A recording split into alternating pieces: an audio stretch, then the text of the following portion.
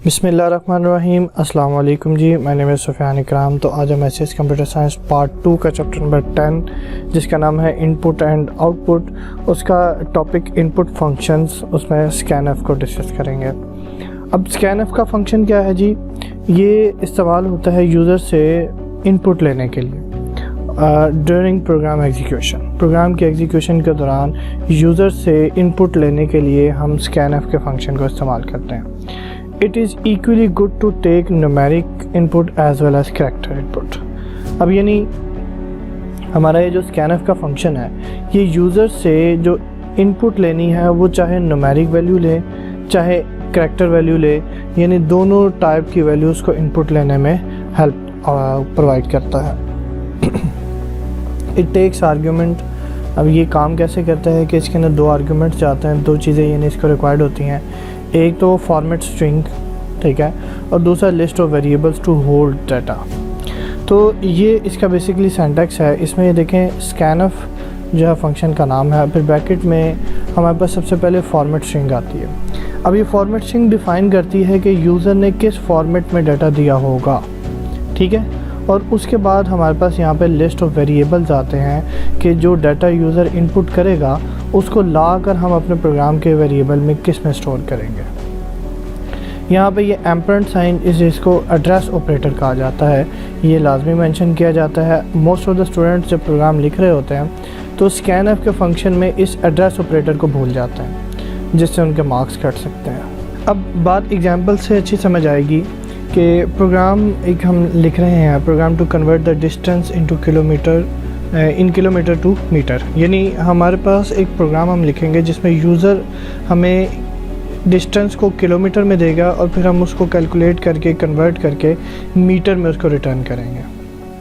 तो सबसे पहले हमने एक लाइब्रेरी इंक्लूड कराई stdio.h। मैंने आपको बताया था कि इनपुट और आउटपुट स्टैंडर्ड इनपुट और आउटपुट लाइब्रेरी है ये, तो इनपुट आउटपुट फंक्शंस के लिए इसको इस्तेमाल करना पड़ेगा। आगे है conio.h। ये हमारे पास कुछ फंक्शंस ऐसे भी हम यूज़ कर रहे हैं जो कि conio.h में मतलब एग्जिस्ट करते हैं, तो इसलिए हमें conio.h को भी इंक्लूड करवाना है। मेन फंक्शन स्टार्ट हुआ और ये हमारा प्रोग्राम आ गया। प्रोग्राम में सबसे पहले एक CLR का फंक्शन यूज़ हो रहा है और इसके आगे मैंने एक कमेंट लिखा हुआ है। तो कमेंट का मतलब ये है कि इसका प्रोग्राम के एग्जीक्यूशन से कोई ताल्लुक़ नहीं है, बस ये कुछ इन्फॉर्मेशन प्रोवाइड कर रहा है। तो अब ये क्या इन्फॉर्मेशन प्रोवाइड कर रहा है कमेंट, कि ये बता रहा है कि function use to clear the screen. यानी ये जो CLR का फंक्शन है ये हमारी स्क्रीन को यानी आउटपुट स्क्रीन को क्लियर करने के लिए इस्तेमाल होता है। यानी समटाइम्स क्या हुआ कि आपने एक प्रोग्राम को पहले एग्जीक्यूट किया था और उसकी आउटपुट वहाँ पे मौजूद थी। अब दोबारा जब आपने इस प्रोग्राम को एग्जीक्यूट किया तो पुरानी वाली आउटपुट भी आउटपुट स्क्रीन पे मौजूद हो सकती है, जो कि हमें कंफ्यूज कर सकती है। तो हमारा ये जो क्लियर स्क्रीन का फंक्शन है ये हमारी उस पुरानी आउटपुट को रिमूव कर देगा। सबसे पहले हमारे पास राइट साइड के ऊपर ये हमारी मेमोरी है, यानी हमारे पास कंप्यूटर के अंदर जो हमारी मेन मेमोरी होती है जहाँ पे हमारे वेरिएबल्स क्रिएट होंगे, और ये लेट्स से दैट कि हमारी आउटपुट स्क्रीन है। तो इन दोनों को हमने ज़ूम किया, तो जब सबसे पहले हमारे पास ये प्रोग्राम का ये जो सबसे पहला फंक्शन है ये एग्जीक्यूट होगा, तो हमारी स्क्रीन के ऊपर अगर कोई पुरानी हमारी आउटपुट स्क्रीन के ऊपर अगर कोई पुरानी आउटपुट आई हुई है तो वो क्लियर हो जाएगी। उसके बाद हमारी सेकंड लाइन जब एग्जीक्यूट होगी तो हमारे पास हमारी मेन मेमोरी में दो वेरिएबल्स बनेंगे, एक जिसका नाम है किलोमीटर और दूसरा जिसका नाम है मीटर। तो हमारे पास मेमोरी में दो वेरिएबल्स जनरेट हो जाएंगे।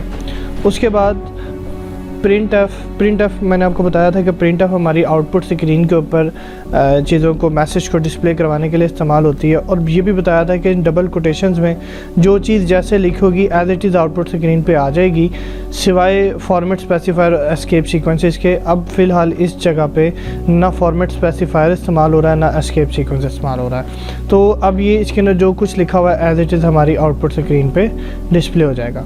तो एंटर डिस्टेंस इन किलोमीटर।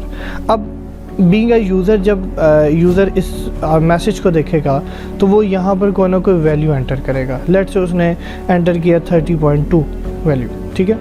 अच्छा, अब एक बात मैं बताना भूल गया पहले कि ये जो हमारे पास दो वेरिएबल्स हैं इनकी डाटा टाइप है डबल, और आपको याद होना चाहिए कि डबल जो डाटा टाइप हमने पढ़ी थी ये थी फ्लोटिंग पॉइंट नंबर्स की।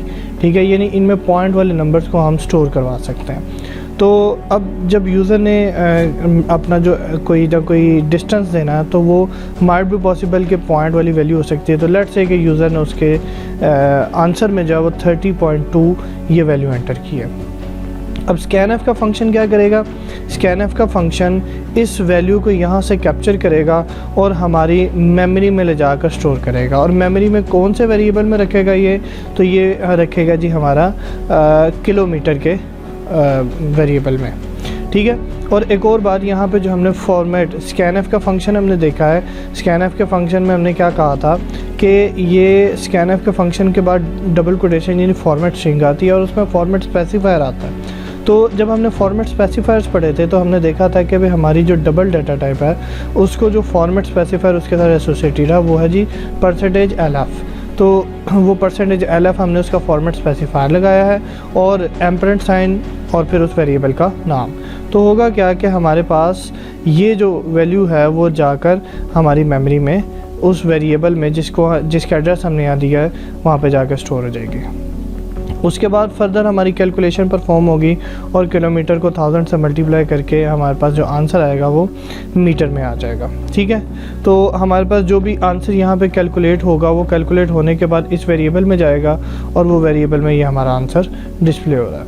उसके बाद अगर हम चाहें तो अब हम इस आंसर को यूज़र को भी दिखा सकते हैं, चूँकि ऑब्वियसली बात है यूज़र जो है वो सिर्फ इस आउटपुट स्क्रीन को देख रहा है, ना उसको मेमोरी में क्या ऑपरेशन हो रहा है उसको ये भी नहीं पता, और इस बैकएंड पे हमने प्रोग्रामर ने क्या कोड लिखा उसको ये भी नहीं पता।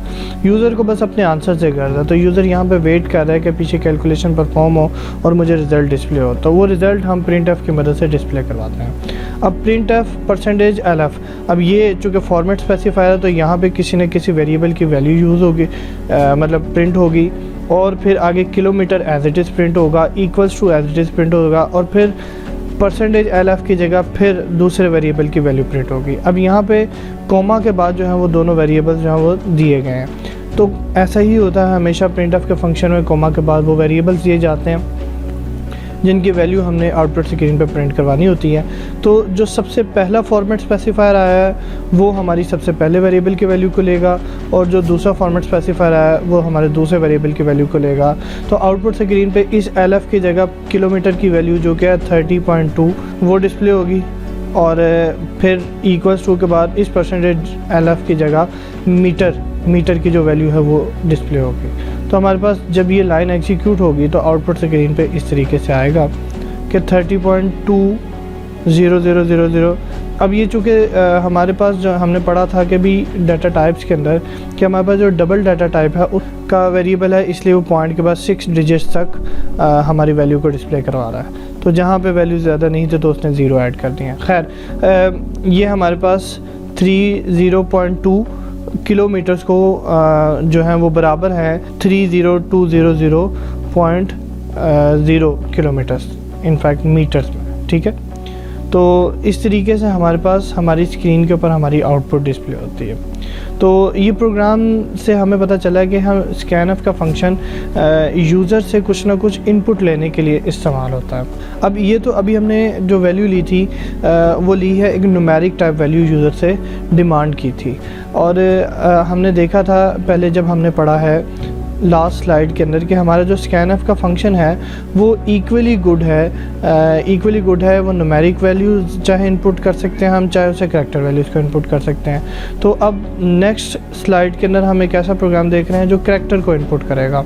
Programme to take character as input, यानी हमारा प्रोग्राम जो है ये यूज़र से करैक्टर को इनपुट लेगा बाय यूजिंग स्कैनएफ फंक्शन। तो अब प्रोग्राम हमारा स्टार्ट करता है तो हमारे पास 2 लाइब्रेरीज इंक्लूड होंगी, फिर मेन फंक्शन स्टार्ट होगा, और हमारे पास राइट साइड के ऊपर हमारी मेमोरी है जहाँ पे हमारे वेरिएबल्स बना कर रहेंगे, और हमारे पास ये आउटपुट स्क्रीन है जो यूज़र को डिस्प्ले होगी।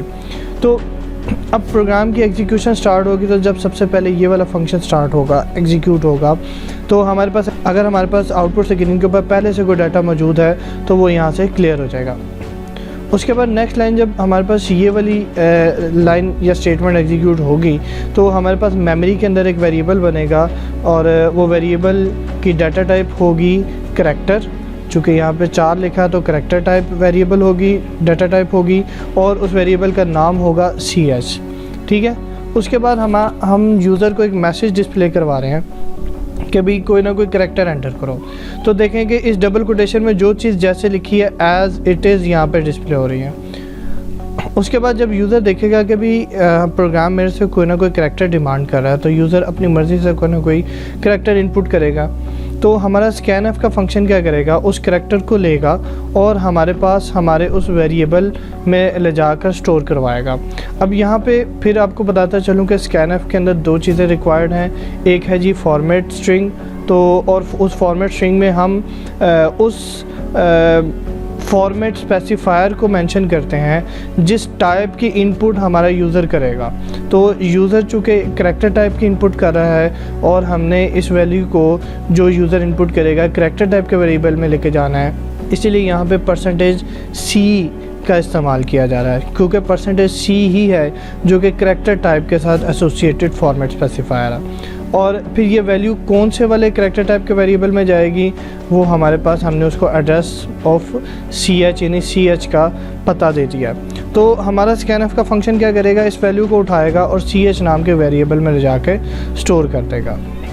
ठीक है, इस तरीके से अब हम यूज़र को दिखा रहे हैं कि भाई आपने उस हमारे पास जो वेरिएबल जो आपने वैल्यू इनपुट की है हमारे वेरिएबल के अंदर वो कौन सी है। तो printf दी करैक्टर इज़ और the character is as it is आ गया और इस %c की जगह इस वेरिएबल ch की वेरिएबल की वैल्यू प्रिंट हो गई है, तो वो हमारे पास यहाँ पे डिस्प्ले हो रही है। तो इस तरीके से हमारा स्कैनफ का फंक्शन जो है वो यूज़र से कुछ इनपुट लेता है प्रोग्राम के एग्जीक्यूशन के दौरान और फिर हमारा प्रोग्राम जो है उस इनपुट के ऊपर कुछ ना कुछ प्रोसेस अप्लाई करके तो रिज़ल्ट जनरेट करता है। उम्मीद है जी आपको बात समझ आई होगी। Thank you very much. अपना और अपने इर्द गिर्द वालों का ख्याल रखिएगा और मेरा यानी सुफियान इकराम का सलाम पहुँचाइएगा। अल्लाह हाफ़िज़।